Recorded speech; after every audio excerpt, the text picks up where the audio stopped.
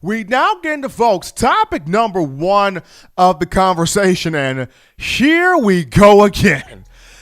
It's never truly an off-season, John. It's never truly an off-season unless some reporter, some media outlet is throwing something out there about Alabama football and Crimson Tide football not being good at something, not being great at something, not being dominant at something. It's never truly an off-season until a media outlet or a reporter says something about Alabama to poke the Crimson Tide, to poke Coach Saban. I've mentioned here a couple of shows back on how there are many things that motivate Coach Saban.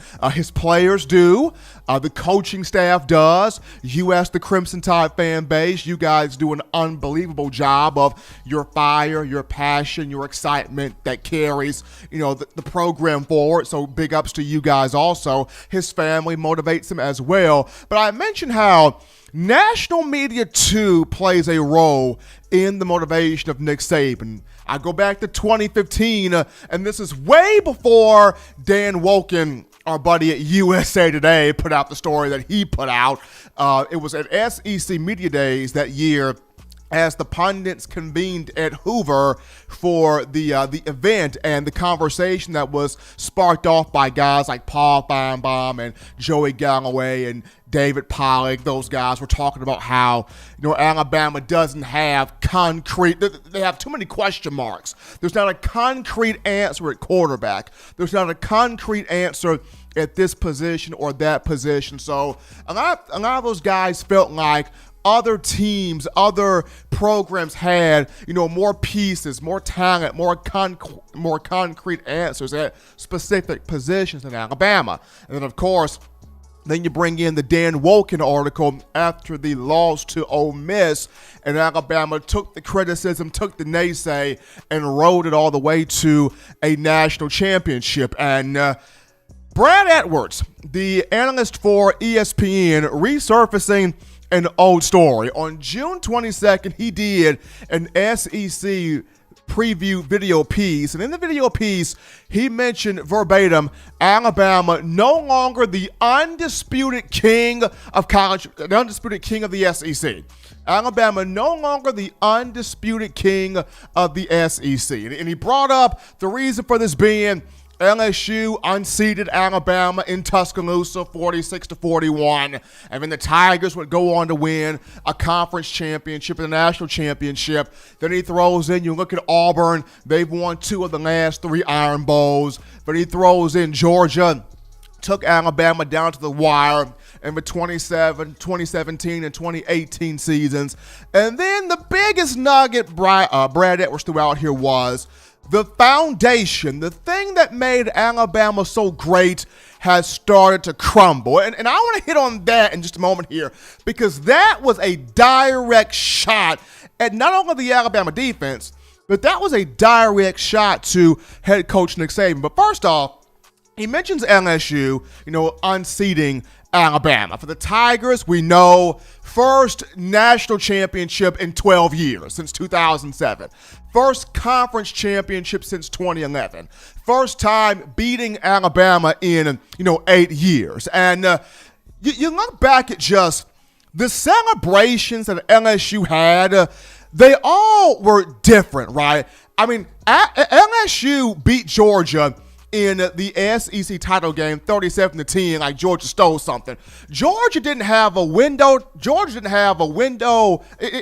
The Dogs didn't have a pot to pee in or a window to throw it out when LSU beat them, right? Georgia had no offense, absolutely no offense whatsoever. They got beaten to death like a motherless child, thrown out like a prom night dumpster baby. I mean, LSU just abused Georgia, but LSU came home like a big whoop. We used to this. Then they go in the college football playoff semifinal against Oklahoma, and it embarrasses Lincoln Riley, one of the best offensive minds in the game. But LSU acts like, hey, we've been there before.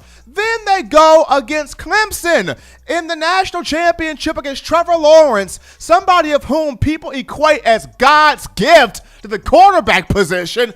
LSU embarrasses him, but then LSU once again, big whoop, no big deal. But that celebration against Alabama, boy, did that hit different. I'm talking about after that win, which LSU had to hold on to escape by 5, because that was an Ali Frazier prize fight in the second half. You had LSU players taunting Alabama fans, taunting Crimson Tide recruits. You had Gatorade being thrown on Coach O. Coach Ogeron couldn't control himself. And then you had, of course, Coach O in the locker room going, this is our house now. We're going to beat them in everything. We're going to whoop them in recruiting. We're going to whoop them on the field. Roll Tide, blank you. You know the words he used. We're going to take over Alabama. And then after LSU gets back to Baton Rouge, there was a crowd of folks, literally waiting on the Tigers, and Joe Burrow goes down the runway high-fiving folks. He wasn't doing that against Clemson, against Georgia, against,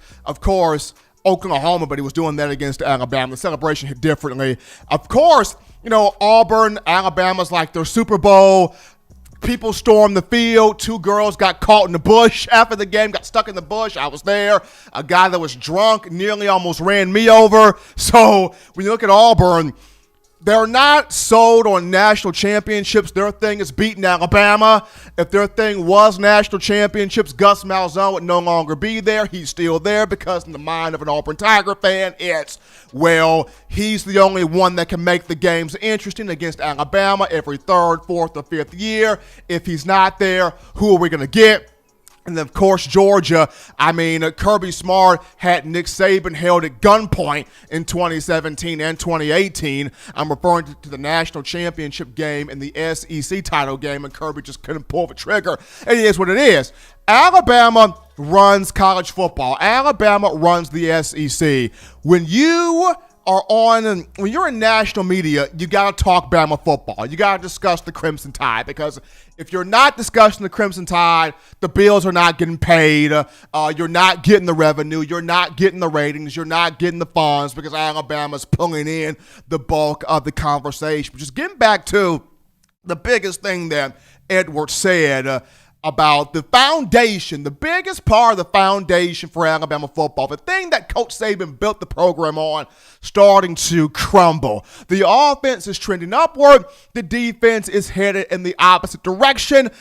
Even if Coach Saban did not hear or see this video, somebody on the staff did. And I'm willing to bet my bottom dollar, somebody on the staff saw this video and got the attention of Dylan Moses, got the attention of DJ Dale, got the attention of LeBron Ray, got the attention of Christian Barmore, of Joshua McMillan, of Patrick Surtain II, got the attention of the leadership guys on this defense and said, look at this.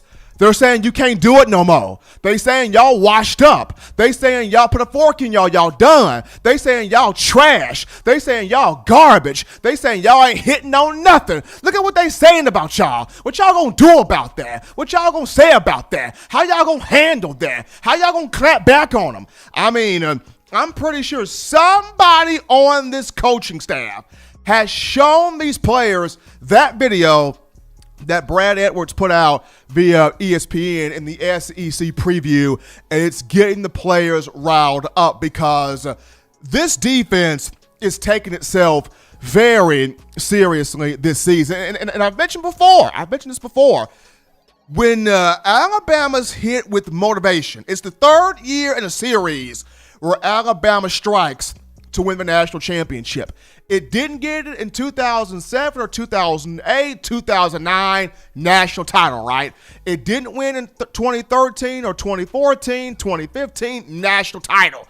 It did not win in 2018, 2019, 2020. This is the 3rd year in a series, folks.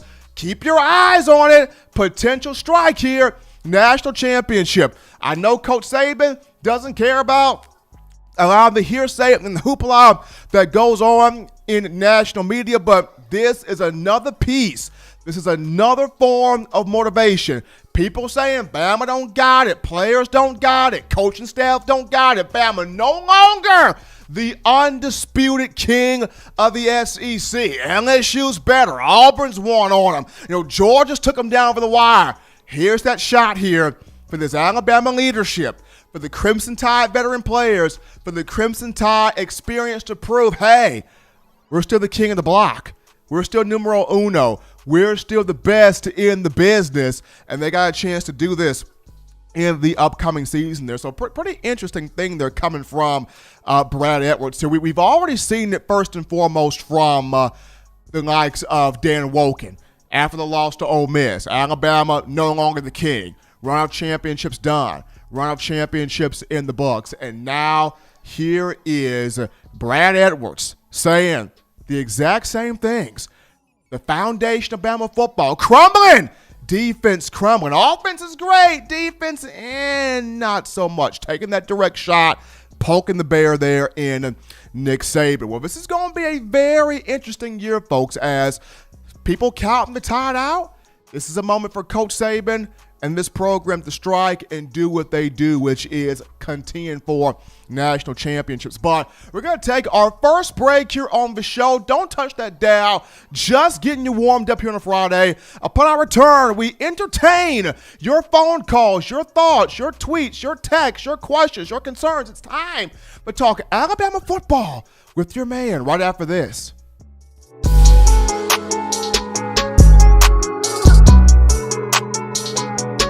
Every sports fan deserves the proper representation. Whitwell Sports introduces to you the Title Towel. Wave that Title Towel in the air like you just don't care. In support of Nick Saban and the Alabama Crimson Tide. Only $9.99 and it lasts a lifetime. Head on over to whitwellsports.com and get your Title Towel today.